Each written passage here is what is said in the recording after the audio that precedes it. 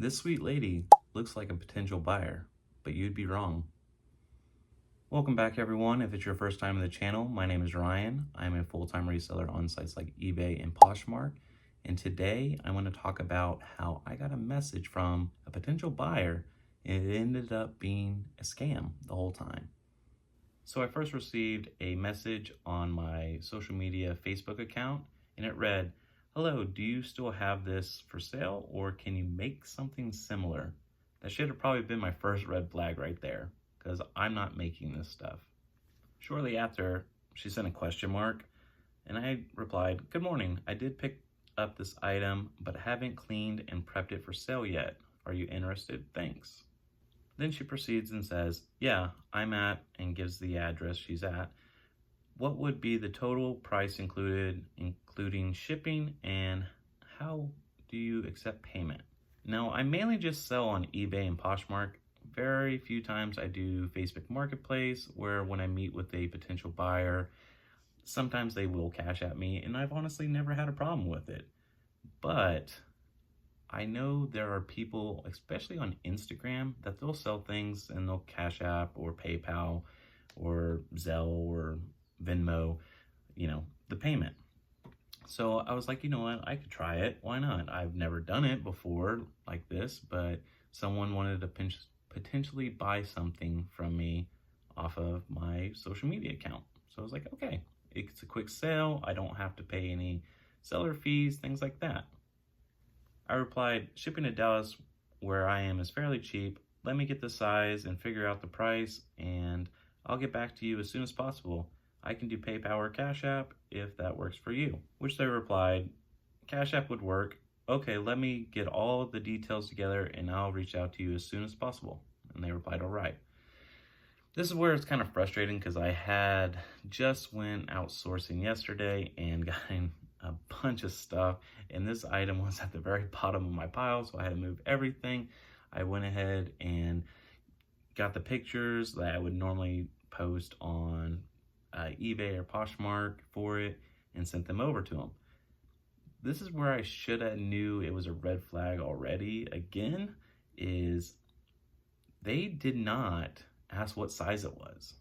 So they had no idea. They just seen a picture off my social media account and that was it. I sent some pictures over and let them know I took some quick pictures for you. The size is large, gave them the length, the pit to pit, and also let them know it's a little over 2 pounds.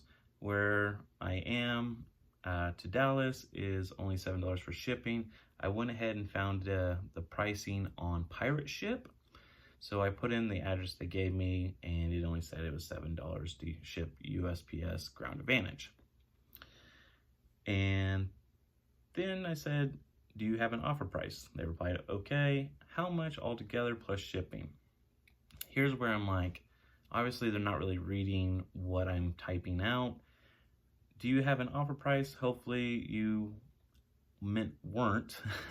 Under the assumption I was selling it for $6, I'd probably list it online for around $35 to $45 because there are some listed for $45, but I don't see any of that exact one sold. But since I won't have any fees, I'm open to offers.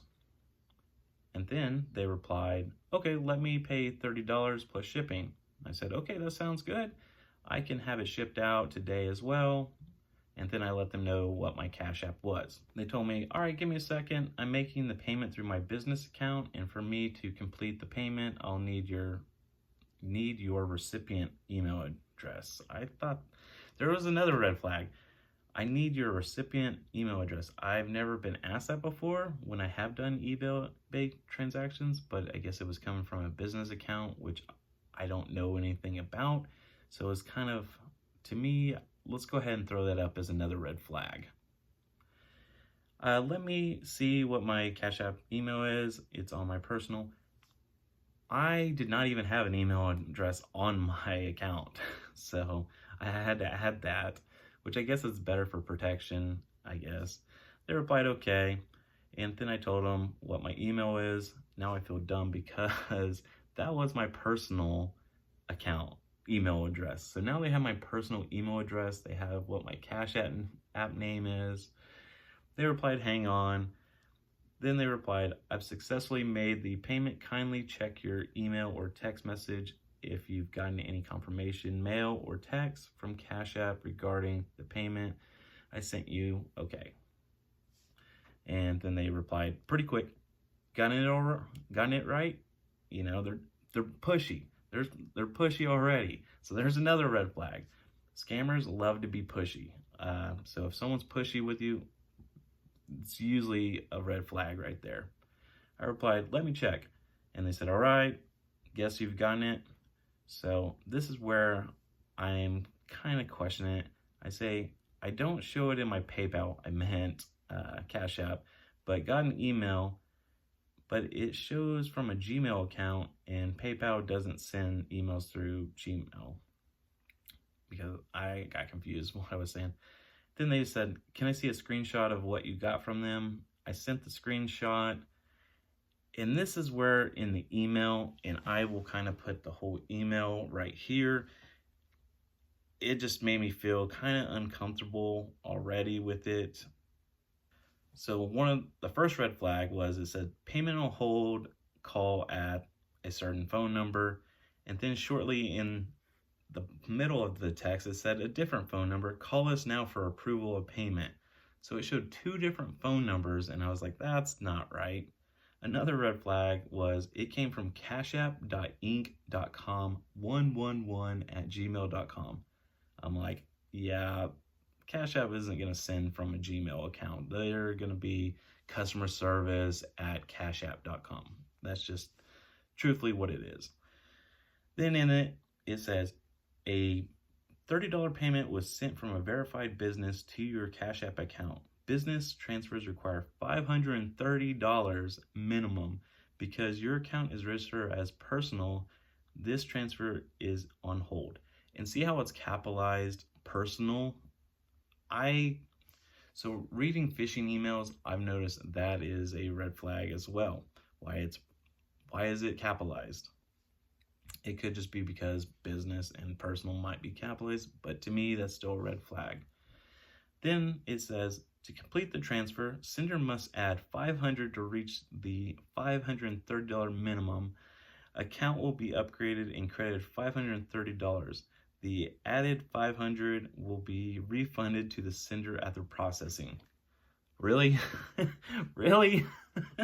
Like, they're really trying to scam me for $500. Like, I give you $30 and then I send $500 to whatever after I call one of these phone numbers. Like, like this is a horrible scam, but people fall for it all the time. And I want people to know it's really important to pay attention to what you're doing. Not everyone's trustworthy, to be honest. I even looked at this person's Facebook and it was private. And, you know, they had the John 3:16 heart and a cross, but the profile was locked. But you could see it said they only had one post. And I'm like, yeah, this is definitely a scam. So in my communication with them, once again, I even told them, I sent them the screenshot. I said, this is not a real PayPal account. I meant Cash App. So now I'm believing this is a scam. They said the payment went through from my part because it says here that I've been charged for what I sent. I'm guessing this is your first time receiving a payment from a business account. So now they're trying to like question, well, you're dumb because you haven't done this before. We're not dumb, but you just don't know what you're doing. So, you know, I'm going to try to help you through this. Yeah, right. And then the business account, the payment is probably on hold. Did you see contact support number in the text you got from them? So now they're saying, oh, did you get a text? Like, no, I didn't get a text. I got an email. And I even showed you the email. So there's another red flag. I said, sorry, I didn't mean PayPal. I meant Cash App. And I'm going to call customer service on their real website now. And then they said, go contact them and get this sorted out. Okay. I said, I'm on hold now. And they said, are you on the line with the support number you got from them? See, now they're wanting to know if I had contacted one of those phone numbers. not the real customer service. And what's the response? And then they sent the contact number in the email. Did you contact them to release your funds since it's on hold? And at this point, I'm like, man, this is such a scam. I talked to the rep. They said, yeah, we're not sending from a Gmail. That is not a real number. They even said that the number I called was actually apparently wrong, but that's what I found on Google. They gave me the correct number for Cash App. And then I was like, I'm done with this scammer.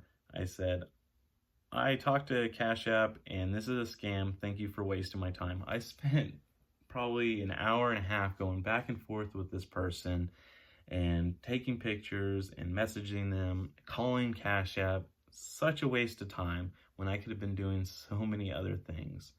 So my basically view is you gotta be careful. Like, there's so many people just trying to scam you out there. So here is a really good tip, is always pay attention to what you are doing. If you are using your email, never click on a link that you don't know where it leads. Do not call a phone number that you don't know where it leads.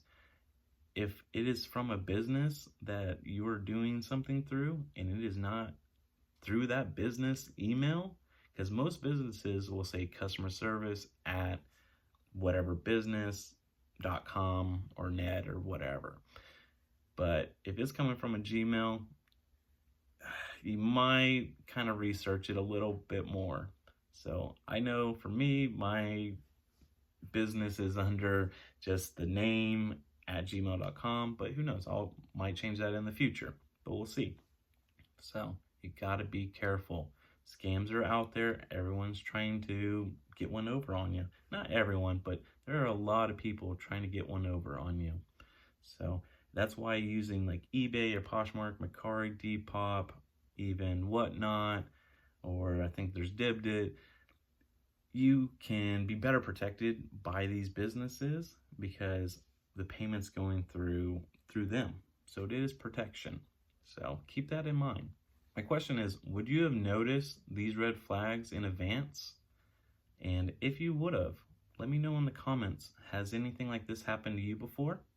And if you like this video, please give it a thumbs up and subscribe if you want to catch more content like this. I appreciate you guys. We'll see you next time. I got to get back to work. Bye.